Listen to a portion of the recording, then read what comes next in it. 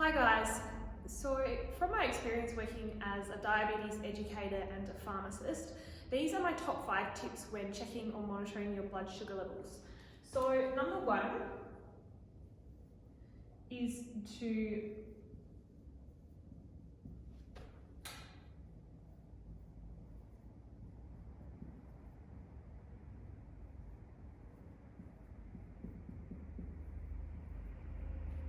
wash your hands first. So sometimes I'll have clients coming in and they've got these really high readings and they're feeling really anxious and they can't work out why it's so high. And when we take a step back and I ask them to explain what they did and how they monitor and check their blood sugars, then we soon realise that they haven't washed their hands and it's quite likely that they actually had food or in particular sugar on their fingers when they did it.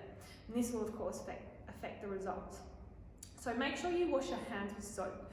Do not use the alcohol sanitizers that just dry on your hands because they will kill the germs, but they will not remove any food residues. So wash them with soap and make sure you dry them, because if you don't dry them and there's water left on your finger, then this can actually dilute the sample, so it can also affect the result. So washing your hands with soap and making sure they're nice and dry before you check your blood sugar. So that's number 1.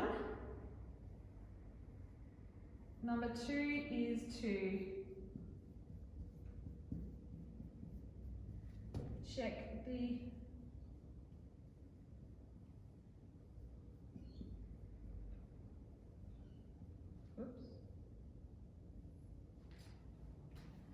can't spell.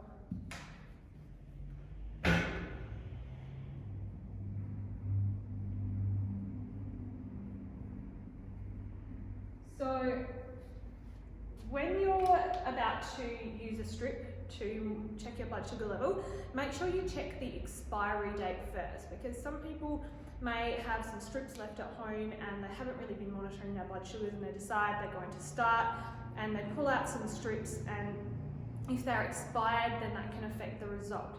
So make sure that you check the expiry date first, and when you open a packet, once you've checked the expiry and it's okay, make sure you always keep the lid closed, because we don't want those strips to be exposed to moisture or to the air or to heat. So keep them away from heat, keep them away from moisture, keep the lid closed, and make sure you keep the strips in the original container. You don't want to be storing them in a different container, because that can also affect the strip and the quality, and it can affect the results ultimately. So make sure you check the expiry date and keep the strips in their original container away from moisture, heat and the air. So when you open it, take one strip and just keep it closed.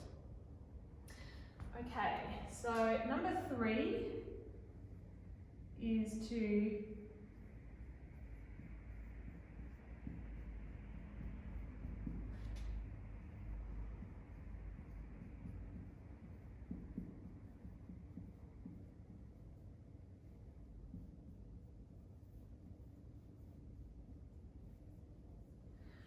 prick the sides of your fingers. So all of the nerve endings, or all of your nerve endings, are in the pads of your fingers. So it's going to hurt a lot more if you prick the pads of your fingers. So you want to be pricking the sides of your fingers, not right on the bone, but just in the side fleshy part. And when you do, make sure you don't keep pricking into the same spot, because that's also going to start hurting. So make sure you rotate your finger and rotate your side. You've got lots of fingers to use, so keep rotating your fingers and pricking on the sides, not on the pads. The other thing is, if you prick the pads of your fingers, you're far more likely to get blood everywhere, because you're going to then be touching things, and if the blood's right on the pads, you're going to start smearing blood everywhere. So pricking the sides of your fingers. And the little needle you use to prick your finger, ideally you don't use it for more than 4, don't use it more than 4 times in a row, because it starts to get blunt, and then when it starts to get blunt, it's going to hurt more. So make sure you change the needle every 4 blows. So that's number 3, and number 4 is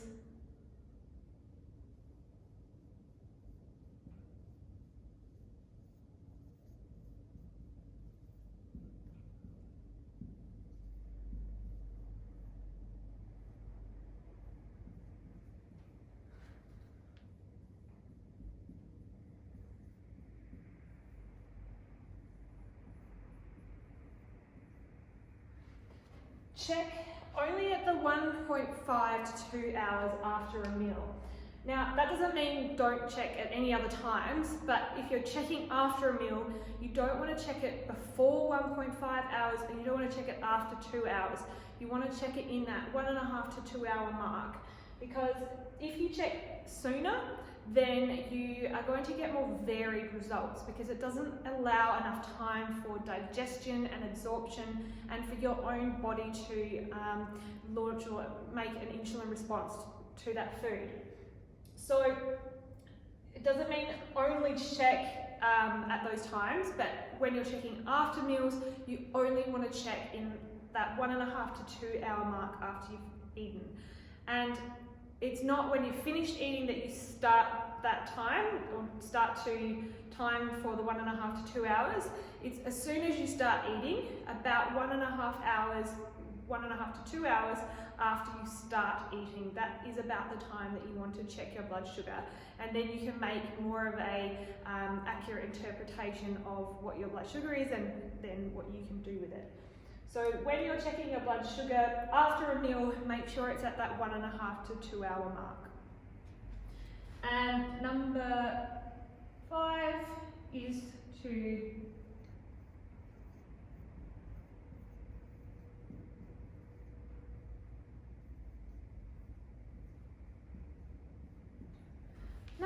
is know your targets. So if you're monitoring your blood sugar levels, that's all well and good, but if you don't actually know what your targets are, then it's a bit pointless really. And quite a lot of people who I see, they kind of know what's high and they kind of know what's low, but they don't really know what their targets are. And everyone is different, so you can't just look on the internet and find one page and think, okay, well that's my targets. It is individual, so individualized. So make sure you check with your doctor or your diabetes educator as to what your specific targets are. I mean, if you are early in the condition, if you've only recently been diagnosed with pre-diabetes or diabetes and you're young, you don't have many comorbidities, like you don't have any other medical conditions, and you're otherwise pretty healthy, then your targets can actually be a lot lower, because we ideally want to get you into the normal range, whereas if you're a bit older and you've got lots of other medical conditions and you're on medications where pushing them down too low can actually be dangerous, then your targets may be a little bit more relaxed. So the targets are very individualized, but knowing what your targets are is going to be very helpful, because then you know when you're checking them whether you're closer to target or not, and then if you're not, what you can do about it, and if you are, then you can celebrate. So that's probably my top 5 tips when monitoring or checking your blood sugar levels, again from my experience working with clients with diabetes and pre-diabetes. So I hope this was helpful, and I hope you've learned something from it and you can take some of this away with you. If you found it helpful, make sure you subscribe to my channel so you don't miss other videos, educational videos, and if there's something else you would like me to cover, make sure you write that in the comments section below. If you think this might be helpful or useful for a friend or relative, then make sure you share it with them as well.